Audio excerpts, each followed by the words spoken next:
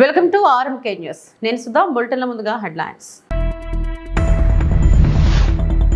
బంగ్లాలో రెచ్చిపోయిన అల్లరి మూక, 24 మంది సజీవ దహనం, వీడియో వైరల్.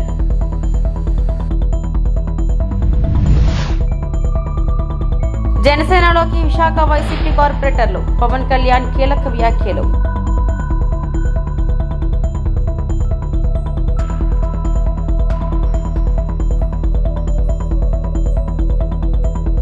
హోంమంత్రి అనితను కలిసిన వివేక్ కుమార్తె సునీత.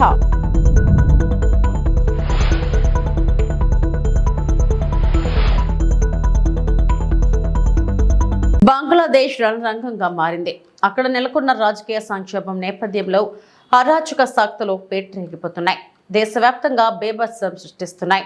మరోవైపు నోబెల్ శాంతి బహుమతి గ్రహీత ఆర్థికవేత్త మొహమ్మద్ యాసిస్ బంగ్లాదేశ్ తాత్కాలిక ప్రభుత్వాధినేతగా మంగళవారం రాత్రి పగ్గాలు చేపట్టారు. అయితే అవామీ లీగ్ పార్టీ అధినేత్రి షేక్ హసీనా రాజీనామా అనంతరం ఆ పార్టీ నేతల ఇళ్లు, వ్యాపారాలను ధ్వంసం చేస్తున్నారు. తాజాగా ఆ పార్టీకి చెందిన ఓ నేత స్టార్ హోటల్ కి అల్లరి మూక నిప్పంటించారు. జోహర్ జిల్లాలో అవామీ లీగ్ జిల్లా ప్రధాన కార్యదర్శి షాహీన్ చక్లదర్ కు చెందిన జబీర్ ఇంటర్నేషనల్ హోటల్లో సోమవారం రాత్రి అగ్ని ప్రమాదం జరిగింది. ఈ ఘటనలో 24 మంది సజీవంగా దహనమయ్యారు. మృతుల్లో ఇండోనేషియాకు చెందిన ఓ వ్యక్తి కూడా ఉన్నాడు. పలువురు హోటల్ సిబ్బంది తీవ్రంగా గాయపడగా వారంతా ప్రస్తుతం చికిత్స పొందుతున్నారు. మృతుల సంఖ్య ఇంకా పెరిగే అవకాశం ఉన్నట్లు తెలుస్తోంది. ఓ గుర్తు తెలియని గుంపు హోటల్ గ్రౌండ్ ఫ్లోర్ లో నిప్పంటించారు. అది వేగంగా పై అంతస్తులకు వ్యాపించింది. ఇలాంటి సంఘటనలు దేశవ్యాప్తంగా పలుచోట్ల చోటు చేసుకున్నాయి. ముష్కరులు బంగబంధు అవెన్యూలోని పార్టీ కేంద్ర కార్యాలయంతో సహా అనేక మంది అవామీ లీగ్ నాయకులు, కార్యకర్తల ఇళ్లు, వ్యాపార సంస్థలు ఏకకాలంలో లక్ష్యంగా చేసుకుని హింసకు పాల్పడ్డారు. రిజర్వేషన్లకు వ్యతిరేకంగా మొదలైన విద్యార్థుల ఉద్యమం హింసాత్మకంగా మారింది. అక్కడ చెలరేగిన హింసలో ఇప్పటి వరకు 440 మందికి పైగా మరణించారు.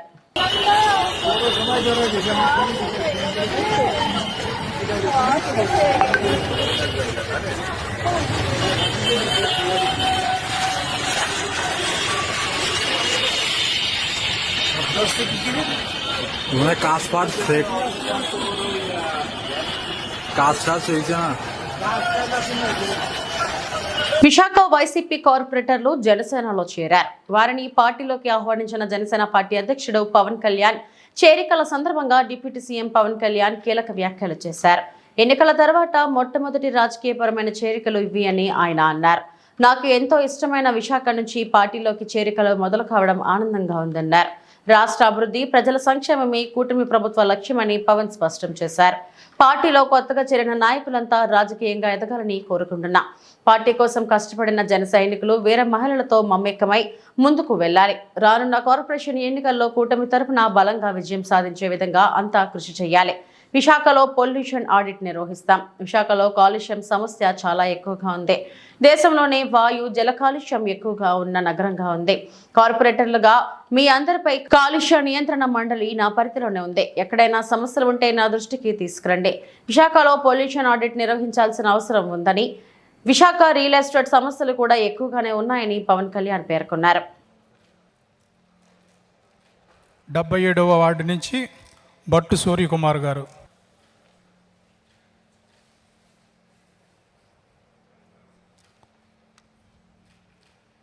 GVMC ex corporator Kovagapu Susheela గారు.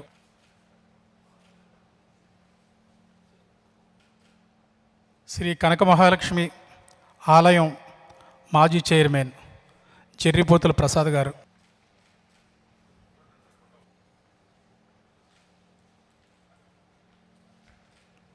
గతంలో లోక్సత్తాకు జోనల్ నాయకులుగా పనిచేసిన మంచిపల్లి సత్యనారాయణ గారు. జనసేన పార్టీ తరఫు నుంచి మీకు మనస్ఫూర్తిగా మీకు హృదయపూర్వక స్వాగతం పలుకుతున్నాను. మీ అందరికీ మనస్ఫూర్తిగా మీ అందరినీ జనసేన కుటుంబానికి ఆహ్వానిస్తున్నాను. అందులో చాలామంది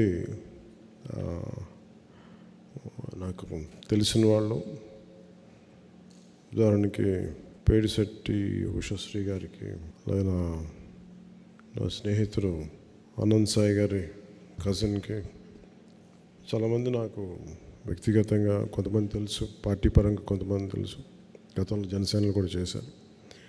మరి మనస్ఫూర్తిగా మిమ్మల్ని జనసేనలోకి ఆహ్వానిస్తూ ఉన్నాం.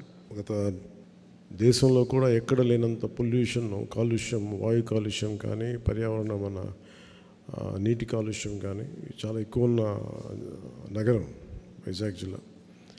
సో ముఖ్యంగా కార్పొరేటర్స్గా మీ అందరికీ చాలా బలమైన బాధ్యతలు ఉంటాయి. ఈ ఎన్వైరన్మెంట్ పొల్యూషన్ బోర్డు శాఖను కూడా నేనే హెడ్ చేస్తూ ఉన్నాను. దాంట్లో భాగంగా నేను వైజాగ్కి వచ్చినప్పుడు మీ దృష్టి కొన్ని సమస్యలు తీసుకొస్తాం. మన ఈ మధ్యన విశాఖ కాలుష్యం ఎలా ఉంది అనేది ప్రత్యేకించి వంశీకృష్ణ యాదవ్ గారు అడిగారు. నన్ను అసెంబ్లీలో ఆయన మొట్టమొదటి అడిగిన చాలా వ్యాలిడ్ ప్రశ్న అది. సో దానికి చాలా వివరంగా చెప్పాను. ఇంకా దాని నుంచి తీసుకునే సూచనలు తీసుకొని వైజాగ్లో ఈ మన ఎన్నికలు అయిపోయిన వెంటనే ఒకసారి ఎన్వైర్న్మెంటల్ ఆడిట్ చేయాలి. కాలుష్యం ఏ స్థాయిలో కాలుష్యం ఉంది, భవిష్యత్తులో తీసుకోవాల్సిన చర్యలు ఏంటి, వీటన్నిటి మీద ముందుంటాం. అలాగే ఇది నగరానికి సంబంధించి ఎప్పటికప్పుడు కొత్త నిర్మాణాలు కానీ, ఇన్ఫ్రాస్ట్రక్చర్ డెవలప్మెంట్ కానీ, ముఖ్యంగా ఈ రియల్ ఎస్టేట్ ఇష్యూస్ చాలా ఉన్నాయి. సో వాటన్నిటి మీద మనందరం కలిసికట్టుగా పోరాటం చేసి ప్రజలకు న్యాయం చేద్దామని తెలియజేసుకుంటూ, ఇక్కడికి వచ్చిన పార్టీలో జాయిన్ అయిన పుర్రె పూర్ణశ్రీ గారికి, లీలావతి శ్రీనివాస్ ఆళ్ళ గారికి, పేడిశెట్టి ఉషశ్రీ గారికి, కంటిపాము కామేశ్వర గారికి, బట్టు సూర్యకుమార్ గారికి, కొవ్వాగప్పు సుశీల గారికి, జర్రిపోతుల ప్రసాద్ గారికి, మంచిపల్లి సత్యనారాయణ గారికి, బూడులపాటి ఉమామహేశ్వరరావు గారికి, పాపిరెడ్డి మహేశ్వర గారికి మీ అందరికీ నా హృదయపూర్వక ధన్యవాదాలు. పార్టీలు మీరు జనసేనని నమ్మి మీరు వచ్చినందుకు మనస్ఫూర్తిగా మీ అందరికీ ప్రత్యేక కృతజ్ఞతలు తెలియజేసుకుంటూ, మీ అందరికీ మనస్ఫూర్తిగా ఇంకొకసారి అభినందనలు, స్వాగతం పలుకుతూ సెలవు తీసుకుంటున్నాను. జై జనసేన, జై హింద్. వైఎస్ వివేక కుమార్తె సునీత ఏపీ హోంమంత్రి అనితను కలిశారు. తన తండ్రి హత్య కేసులో జరిగిన అన్యాయాన్ని ఆమె మంత్రికి వివరించారు. వివేక హత్య తదనంతర పరిణామాలను హోంమంత్రి దృష్టికి తీసుకువెళ్లారు. గత ప్రభుత్వ హయాంలో స్థానిక పోలీసులు హంతకులకు అండగా నిలిచారని ఆరోపించారు.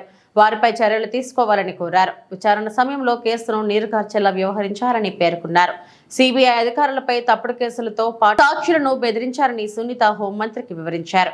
ఈ కేసు సిబిఐ విచారణలో ఉన్నందున ప్రభుత్వం తరపున పూర్తి సహకారం ఉంటుందని మంత్రి అనిత తెలిపారు. దోషులకు శిక్ష పడేలా చూసేందుకు ప్రభుత్వం చిత్తశుద్ధితో పనిచేస్తుందని చెప్పారు.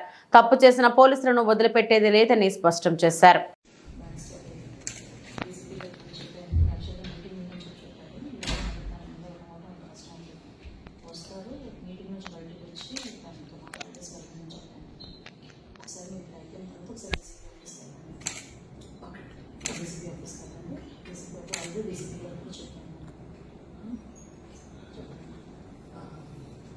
కేవలం ఆధిపత్యం చాటడం కోసం ఒక పథకం ప్రకారం నవాబ్పేట దాడి ఘటన జరిగిందని వైఎస్ఆర్సీపీ అధినేత మాజీ ముఖ్యమంత్రి వైఎస్ జగన్మోహన్ రెడ్డి అన్నారు. దాడిలో గాయపడిన వైఎస్ఆర్సీపీ కార్యకర్తలిద్దరిని విజయవాడ ఆసుపత్రిలో జగన్ పరామర్శించారు. అనంతరం ఆయన మీడియాతో మాట్లాడారు. నవాబ్పేటలో ఫన్ ప్రకారమే కర్రలతో కొట్టారు. సుమారు 20 మంది కలిసి దాడి చేశారు. ఇలాంటి ఘటనలతో చంద్రబాబు ఏం సాధిస్తారు? జగన్ ముఖ్యమంత్రిగా ఉన్నప్పుడు మిమ్మల్ని ఆదుకుంటూ వచ్చాడు. కానీ ఇప్పుడు రాష్ట్రంలో లా అండ్ ఆర్డర్ పూర్తిగా అదుపు తప్పింది. చివరకు మహిళలు, చిన్నారులపైన అఘాయిత్యాలు జరుగుతున్నాయి. ఇష్టం వచ్చినట్లు దాడులు చేస్తున్నారు. ప్రభుత్వాన్ని మరోసారి హెచ్చరిస్తున్నా, దాడులు ఆపాలి. మీరు చేసే ఈ కిరాతకాలు, దారుణాల వల్ల ప్రజలేమైనా భయపడతారనుకుంటున్నారా? ఎవరు భయపడరు, ఇంకా కోపంగా మారుతారు. అలా మారి చంద్రబాబు గారిని, తెలుగుదేశం పార్టీ రెండింటినీ బంగాళాఖాతంలో కలిపే పరిస్థితులకు దారితీస్తాయి. మీరు చేసే ఈ కిరాతకాలు, ఈ దారుణాలు వాళ్ళ ప్రజలేమైనా భయపడతారనుకుంటున్నారా? ఎవరు భయపడరు. ఇది ఇంకా కోపంగా మారుతుంది. ఇది ఇంకా కోపంగా మారి చంద్రబాబు నాయుడు గారిని, తెలుగుదేశం పార్టీని రెండింటినీ కూడా బంగాళాఖాతంలో కలిపే పరిస్థితులు కూడా దారితీస్తాయి. మామూలుగా కొత్త ప్రభుత్వం వస్తే ఆ ప్రభుత్వం మీద వ్యతిరేకత రావడానికి కాస్త కూస్త టైం పడుతుంది. కానీ మొట్టమొదటిసారిగా చూస్తూ ఉన్నాం, చంద్రబాబు నాయుడు గారి మీద వ్యతిరేకత అన్నది చాలా ఫాస్ట్గా పెరిగిపోతూ ఉంది. నిజంగా ముఖ్యమంత్రిగా ఉన్న వ్యక్తి గవర్నెన్స్ మీద ఫోకస్ పెట్టాల్సింది పోయి ఏం చేస్తా ఉన్నాడు అన్నది ఒక్కసారి తనను తాను ప్రశ్నించుకోవాలి అని అడుగుతా ఉన్నా. ఈరోజు రైతులకు సంబంధించి వ్యవసాయం పూర్తిగా ముమ్మరంగా సాగుతా ఉన్న పరిస్థితుల్లో రైతులకు తాను హామీ ఇచ్చిన మేనిఫెస్టోలో తాను చెప్పిన హామీ రైతులకు 20,000 రూపాయలు పెట్టుబడి సహాయంగా ఇస్తానని చెప్పి రైతులకు ఎగరగొట్టేశాడు. ఇవ్వాల్సిన రైతు భరోసా సొమ్మును కూడా ఇవ్వకుండా, ఎక్కువ చేసి ఇస్తానన్న రైతు భరోసా సొమ్మును కూడా ఇవ్వకుండా రైతులకు మోసం చేశాడు. పిల్లలు బడులకు పోతా ఉన్నారు. ఎంతమంది పిల్లలు బడులకు పోతా ఉన్నారు అన్నది అందరికీ తెలిసిన లెక్కలే. ప్రతి సచివాలయంలోనూ ఎంప్లాయీస్ ఉన్నారు, మండల ఎడ్యుకేషన్ ఆఫీసర్లు ఉన్నారు. అయినా కూడా తల్లులను మోసం చేస్తూ అమ్మఒడి ఎగరగొట్టేశారు. ప్రతి పిల్లాడికి ఇస్తాను అని ఎన్నికలప్పుడు చెప్పిన హామీ నీకు 15,000, నీకు 15,000, నీకు 15,000, నీకు 15,000 అని చెప్పి ఆ ప్రతి పిల్లాడిని చూపించి ఇస్తాము అని చెప్పి ఆ పిల్లలను మోసం చేశారు. ప్రతి అక్క చెల్లెమ్మలను మోసం చేశారు. తల్లులకు అమ్మఒడి ఇస్తామని తల్లుల దగ్గర నుంచి మొదలెడితే ప్రతి తల్లికి 18 సంవత్సరాలు నిండిన ప్రతి అమ్మాయికి, ప్రతి అక్కకు, ప్రతి చెల్లెమ్మకు నెలకు 1,500 రూపాయలు ఇస్తామని చెప్పి వాళ్ళను మోసం చేశారు. ఈరోజు ఫీజు రీయింబర్స్మెంట్ తీసుకుంటా ఉన్న పిల్లలు జనవరి, ఫిబ్రవరి, మార్చి క్వార్టర్ ఫీజులు రాలా. ఏప్రిల్, మే, జూన్ ఫీజులు, 2వ క్వార్టర్ కూడా ఫీజులు రాలా. పిల్లలు చదువుకునేదానికి కూడా ఇబ్బంది పడే పరిస్థితిలోకి, ఫీజులు కట్టలేని పరిస్థితిలోకి కాలేజ్ యాజమాన్యాలు ఫీజులు అడుగుతా ఉన్న పరిస్థితిని ఈరోజు చూస్తూ ఉన్నాం. శ్రీశైలం జలాశయానికి కొనసాగుతున్న వరద 10 గేట్లు 12 అడుగుల మేర ఎత్తి దిగువకు నీటి విడుదల. Inflow 3,21,097, outflow 3,72,053 క్యూసెక్లు. పూర్తిస్థాయి నీటి మట్టం 885 అడుగులు. ప్రస్తుత నీటి మట్టం 883.20 అడుగులు. జల విద్యుత్ కేంద్రాల్లో కొనసాగుతున్న ఉత్పత్తి.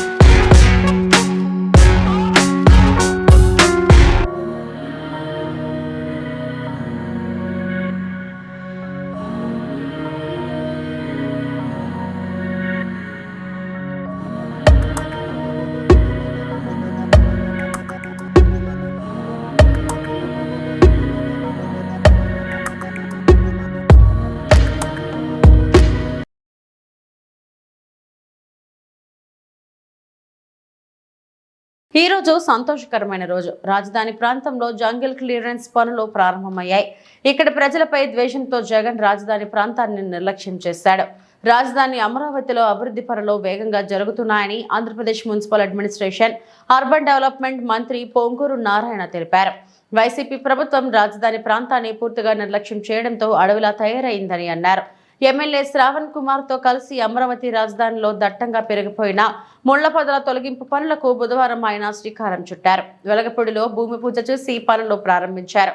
జంగల్ క్లియరెన్స్ పనులు 40 రోజుల్లో పూర్తవుతాయని మంత్రి నారాయణ ఈ సందర్భంగా తెలిపారు. రాజధాని నిర్మాణం కోసం మొదట్లో 41,000 కోట్లతో టెండర్లు వేశాం. వైసీపీ ప్రభుత్వం 3 ముక్కలాట ఆడింది. ఇక్కడి రోడ్లు తవ్వేశారు. ఈ ప్రాంతాన్ని అటవీ చేశారు. మొత్తం 58,000 ఎకరాల్లో 24,000 ఎకరాలు అడవి అయింది. 30 రోజుల్లో జంగల్ క్లియరెన్స్ చేస్తాం. బిల్డింగ్స్, రోడ్లు పూర్తి చేస్తాం. ఐఐటి నిపుణులు నివేదిక ఇచ్చాక పనులు ప్రారంభిస్తాం. రాజధాని కోసం పోరాటం చేసిన రైతులు, కౌలు రైతులు, వ్యవసాయ కూలీలకు పెన్షన్ మరో 5 ఏళ్లు పొడిగిస్తున్నామని మంత్రి నారాయణ వెల్లడించారు.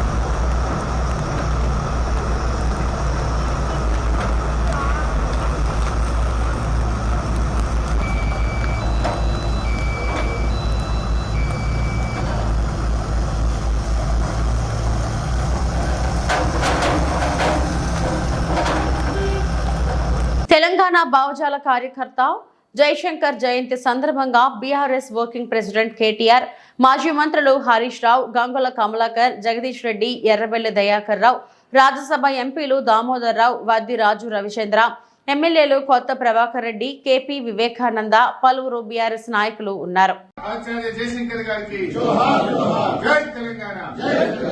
తెలంగాణ ఉద్యమానికి మొదటి నుంచి అండాదండగా ఉంటూ జీవితం అంతా తెలంగాణ కోసం పరితపించిన మహానుభావులు పెద్దలు ప్రొఫెసర్ జయశంకర్ గారి జయంతి సందర్భంగా ఈరోజు ఏ ఢిల్లీలోనైతే వారు నిర్విరామంగా ఎన్నో గంటలు, వందల గంటలు కేసీఆర్ గారితో కలిపి ఇక్కడ ఉన్న పార్టీలను ఒప్పించడానికి కష్టపడ్డారు, అదే ఢిల్లీ వేదికగా ఈరోజు బీఆర్ఎస్ నాయకత్వం అందరం కూడా ఇక్కడ గౌరవనీయులైన శాసనసభ్యులు, మాజీ మంత్రివర్యులు అందరం కలిసి గౌరవ పార్లమెంట్ సభ్యులు ఇవాళ వారికి ఘనంగా నివాళులు అర్పిస్తా ఉన్నాం. ఏ తెలంగాణ కోసం అయితే జయశంకర్ సార్ జీవితం అంతా కష్టపడ్డారో ఇవాళ ఆ తెలంగాణ సాధించుకొని సవ్యమైన దిశలో 10 ఏళ్ల పాటు నడిచింది. భవిష్యత్తులో కూడా ఇప్పుడున్న పాలకులు ప్రొఫెసర్ జయశంకర్ గారు కలలు కన్న తెలంగాణ సాధించే దిశగా మరిన్ని వారి ఆశయాలు నెరవేర్చే దిశగా కృషి చేయాలని కోరుతూ మరి పెద్దలు జయశంకర్ గారికి మా నాయకులు కేసీఆర్ గారు ఘనమైన నివాళులు అర్పించారు. జయశంకర్ భూపాలపల్లి జిల్లా పేరు పెట్టినా లేదా మన రాష్ట్ర వ్యవసాయ విశ్వవిద్యాలయానికి ప్రొఫెసర్ జయశంకర్ గారి పేరు పెట్టినా ఇవన్నీ కూడా కేవలం వారికి మా పార్టీ తరఫున, ప్రభుత్వం తరఫున, తెలంగాణ సమాజం తరఫున మేము అర్పించిన చిరు నివాళి. వారు ఎక్కడ ఉన్నా వారి ఆత్మ శాంతించాలని, వారు పూర్తి స్థాయిలో వారి ఆశీస్సులు ఎల్లవేళలా మాకు ఉండాలని మనస్ఫూర్తిగా కోరుకుంటూ ఈ జయంతి సందర్భంగా వారికి మా అందరి తరఫున ఘనమైన నివాళి. రాజధాని ప్రాంతంలో పేదవాళ్లు ఉండకూడదా? అర్హత ఉన్న ప్రతి పేదవాడు ఎక్కడైనా నివాసం ఉండటానికి అవకాశం ఉంది. ఆ కోణంలోనే పేదవారికి వైఎస్ జగన్ ఇక్కడ ఇళ్ల స్థలం ఇవ్వడం జరిగింది. దానిని రద్దు చేయడం ఏంటి? పేదలకు ఇచ్చిన ఇళ్లను రద్దు చేస్తున్నారు అంటే పేదల పట్ల మీకు ఎలాంటి అవగాహన ఉందో అర్థమవుతుంది అని మేరుగా నాగార్జున మాజీ మంత్రి పేర్కొన్నారు. నెక్స్ట్ రాజధాని అని చంద్రబాబు నాయుడు గారు చెప్తా ఉన్నారు కదా, రాజధాని ప్రాంతంలో పేదవాళ్ళను కూడా ఉండాలనే ఆలోచన ఆయనకు ఉందా? పేదవాళ్ళకి ఇచ్చినటువంటి ఇళ్ల స్థలాలను తీసుకోవటం ఏంటి? అసలు రాజధాని ప్రాంతంలో అసలు ఎవరుంటారో ఒకసారి చెప్పమనండి వారిని. పేదవాళ్లకు ఇళ్ల స్థలాలు ఇస్తే వాళ్ళని తీసుకోవడం, వాళ్ళని రానియకుండా చేయాలనే నెపాన్ని మేము తప్పుపడతా ఉన్నాం. అర్హత ఉన్నటువంటి ప్రతి పేదవాడు ఎక్కడైనా నివాసం ఉండటానికి అవకాశం ఉంది. ఆ కోణంలోనే గౌరవ ముఖ్యమంత్రిగా ఉన్న జగన్మోహన్ రెడ్డి గారు పేదవాడికి ఇళ్ల పట్టాలు ఇచ్చారు. దాన్ని క్యాన్సిల్ చేస్తే ఎట్లాగండి? నేను చంద్రబాబు నాయుడు గారికి కూడా అడిగేది, అలా రాజధాని ప్రాంతంలో ఉండేది ఎవరో చెప్పమని ముందు నేను అడుగుతా ఉన్నా. అంటే పర్టికులర్గా పేదవాళ్ళు ఉండకూడదా? ఉంటే ఎక్కడుంటారు? మీరు క్యాన్సిల్ చేయడానికి పేదవారికి ఇచ్చినటువంటి ఇళ్ల స్థలాలను క్యాన్సిల్ చేసే ఆలోచన మీకు ఉందంటే పేదల పాలట మీకు ఎలాంటి అవగాహన ఉందో కూడా తెలియపరచమని నేను డిమాండ్ చేస్తా ఉన్నా.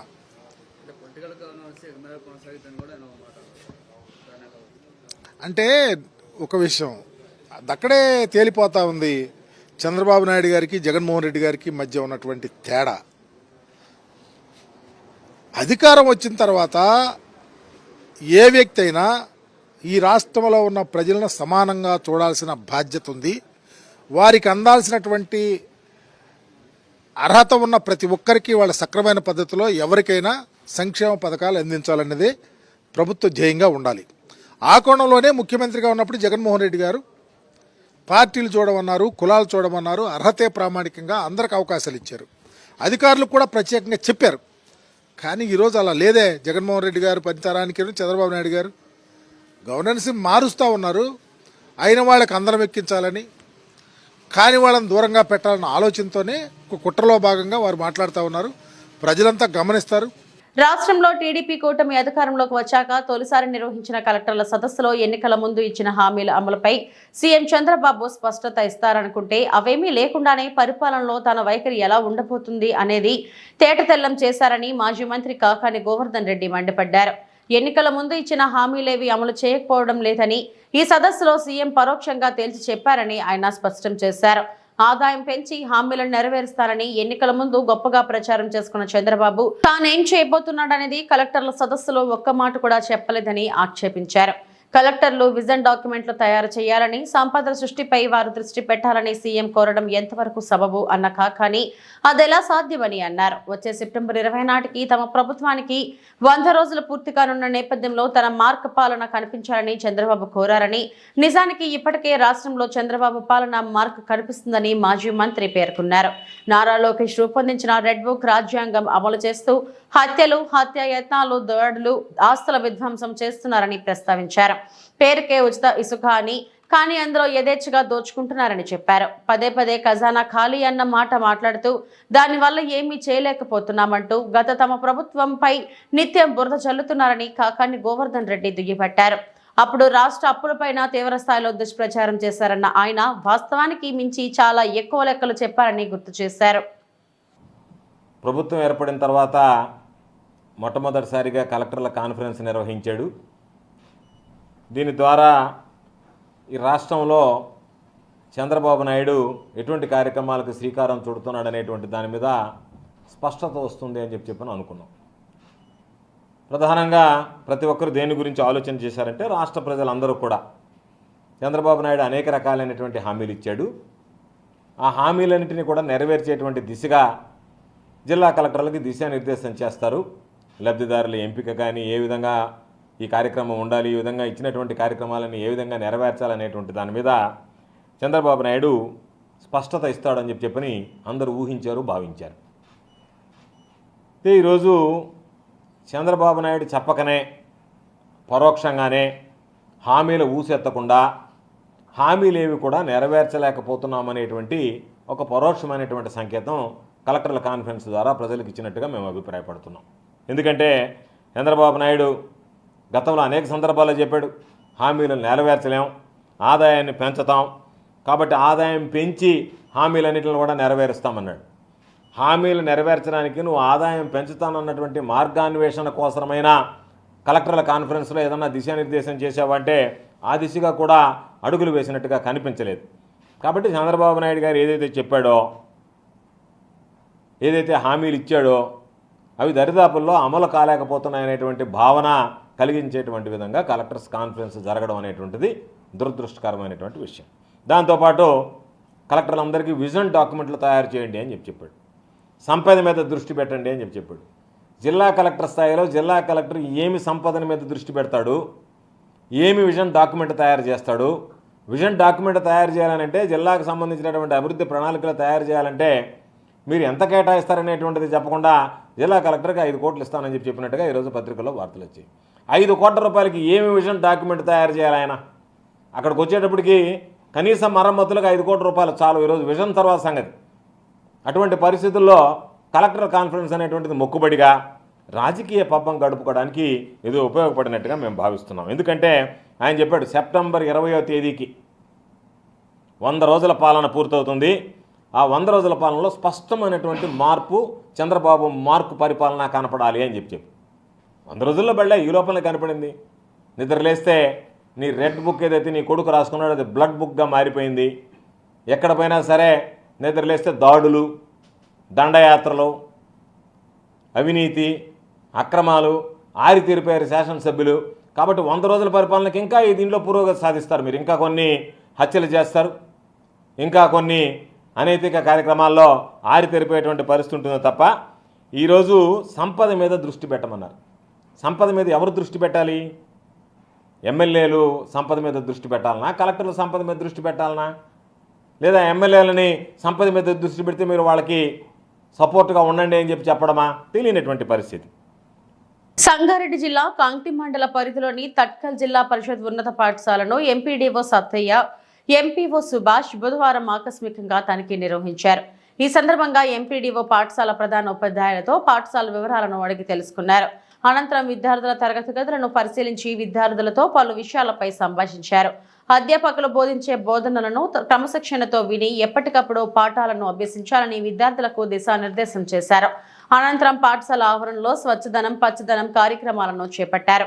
ఈ కార్యక్రమంలో పంచాయతీ కార్యదర్శి జ్ఞానదేవ్, యువజన సంఘాల నాయకులు తట్టి వీరసం, మామిడి పండరి, రమేష్ గౌడ్, కారోబార్ సాయి, స్థానిక నాయకులు తదితరులు పాల్గొన్నారు.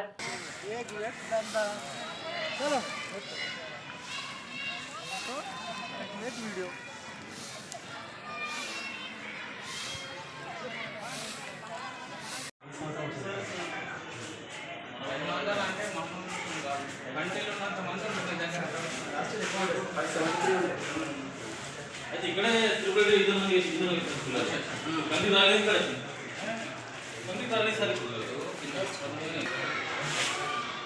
రావాలి. మ్యాథ్స్ అంటేనే ఈ 4 పరిక్రియలు ఇవి రాలేవంటే నీది తప్పు.